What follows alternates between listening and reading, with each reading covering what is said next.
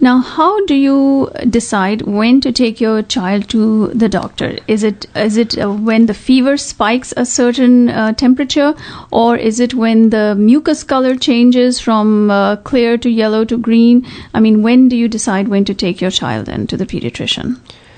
So I think the age of the child plays a big factor in it also. So if it's an infant and they're having cold symptoms, then I would be more likely to take them in to see the doctor, because you want to make sure that they don't have an ear infection or other things going on, or it's not a more serious illness. And also because they can't always communicate symptoms with you. Okay. So in an older child, if they have a mild illness and it's just been 2 or 3 days, you can wait it out for a few days and see how they do, if they're doing okay, provided that they're not having high fevers, provided that they're eating okay and going to the bathroom okay.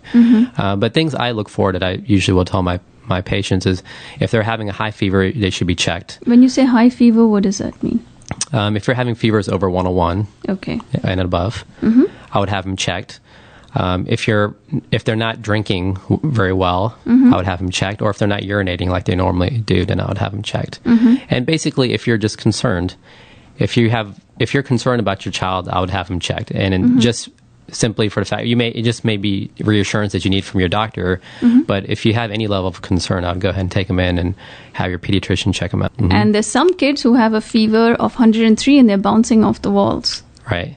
Yeah, I see that a lot in clinic. So kids are very resilient. Sometimes they have 103, 104, and you can't even tell. They're happy and running around.